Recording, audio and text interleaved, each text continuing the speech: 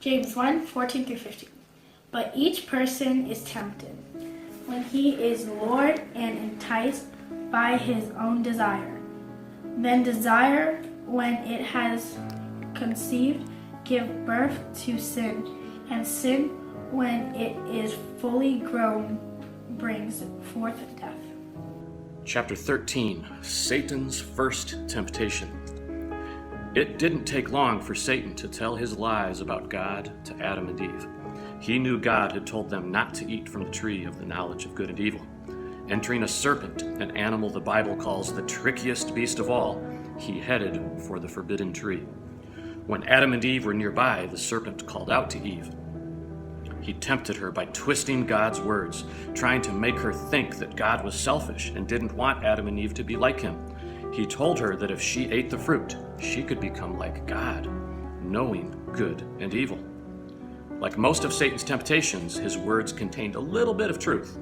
Adam and Eve would know evil if they ate the fruit, but also, like all of Satan's temptations, it was a big lie. Eve had no idea what evil or bad things were. All she knew was that it was part of the name of the forbidden tree. Satan knew that as long as she and Adam obeyed God's command, they would never know evil.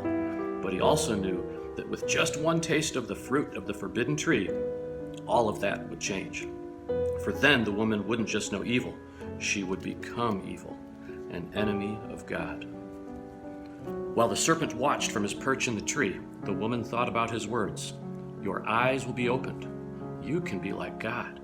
She didn't run away, which is exactly what she should have done, nor did she call out to God for help. Instead, she decided to trust her own ideas, to decide for herself whether or not the fruit was good. That might have seemed a good idea at the time, but it was the worst idea ever. Why? Because she decided to rely on what she thought instead of believing God's words.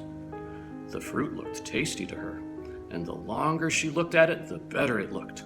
Has that ever happened to you? The more you think about something that you know you shouldn't do, the more you want to do it.